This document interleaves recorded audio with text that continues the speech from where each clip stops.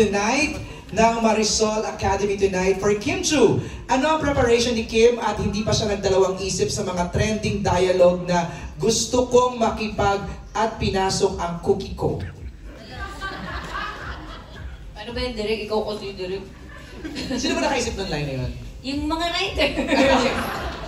Bilang artista, i-deliver natin yon hanggat sa... Pero hindi ka ba nakapag-bargain na pwede na naman palitan tong salitang... Pero si Sari kasi dito 30 plus na siya eh. So, hindi naman na siya teeny bopper or 20s. Hindi siya, conservative siya.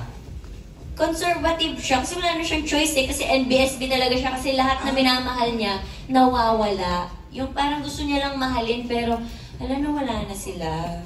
Kaya curious talaga siya about everything, about love, ganyan. Ayun, so pinasok ko na yung sarili ko kay Sari, Cookie.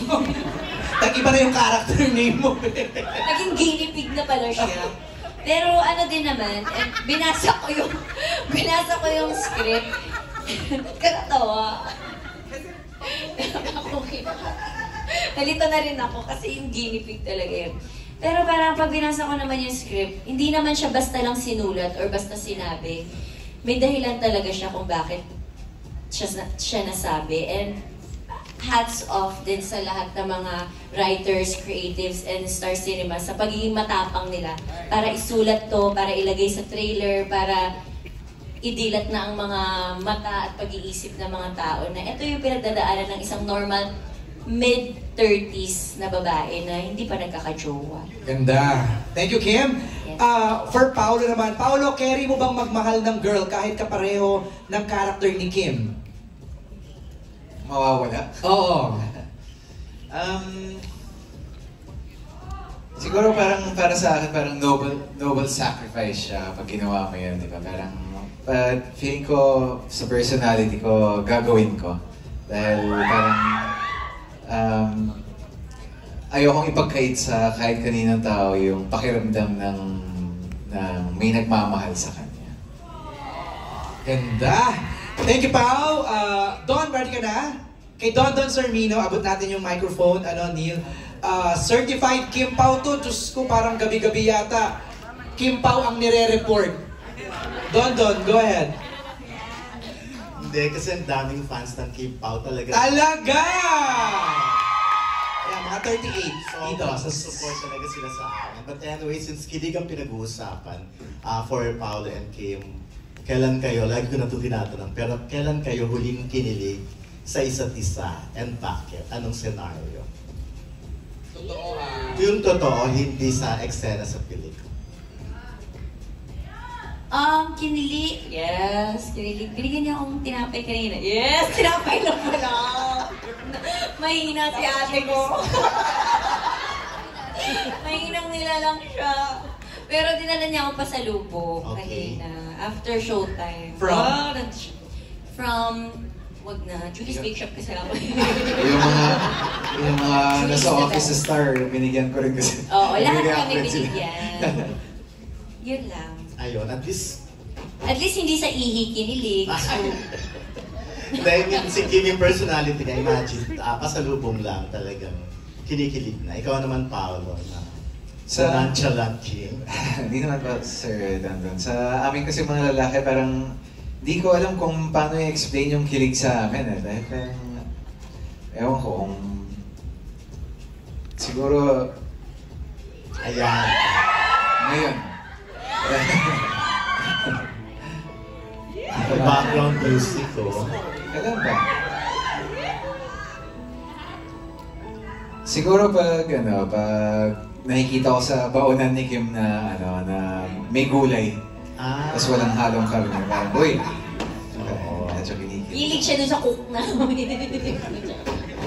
Yes, hindi, malaking bagay because di ba para maisip lagi ni Kim si Pao na kasi nga, nag-a-adjust ng baon. Nag-a-adjust. Adjust baon. Talagang part na ng buhay nila ang isa't isa. Thank you very much. Ayun na lang muna, MJ. Thank you, Don. Maraming salamat. Our next set of questions ay galing kay Delphine Diokino ng Rappler. Kim, you worked with Paolo sa Linlang and What's Wrong with Secretary Kim. What's a new thing you've learned about Paolo by doing this film? New thing I've learned. Actually, si Pao, pag makatrabaho mo siya, ang dami mong matututunan. Lahat kami, talaga, parang iba yung atake niya every project. Lin lang, sobrang serious na, hindi siya makausap. Nung What's Wrong with Secretary Kim, naging funny siya. Ngayon, super funny na siya. Yung ang dami niya ng comedic timing, yung iba, parang syempre nakakakaba din pag nakakatrabaho mo lagi yung tao. And hindi mo alam kung ano yung susunod mong may offer as screen partner, di ba? Parang there's always something new pag nakakatrabaho mo yung isang Paolo Avellino. Yeah! Kasi very dedicated siya, so may hiya ka kung hindi mo iibahin. Kasi nag-iba siya eh. Yung iba yung atake niya, iba yung, wala, paano, tiisa lang atake ko. So, iniba ko na lang din yung serious tayo na content. Kasi parang mas napupush ka to be a better actor kapag katrabaho mo siya. Hindi ka lang adjust Paolo, adjust acting ka rin, ha? Yes, adjust acting tayo. Lumibel tayo sa isang Paolo Avellino. Adjust lahat, no? Adjust na nga! Parang any moment sasabog na si Kim. Okay, for Paolo, you've done a lot of movies with different leading ladies. You did I'm Drunk, I Love You, Fangirl, Ngayon Kaya, and Elevator last year. What is different with working with Kim in this one? Actually, now that I think about it, parang never lumampas ng 2 beses kung katrabaho lagi yung mga leading ladies natin. Either if it's in the sa series or sa movie. Sa pagkakaalala ko. Pero yung parang ngayon na natanong sa akin, parang siguro yung sagot ko dyan, parang hindi nakakasawang katrabaho si Kim.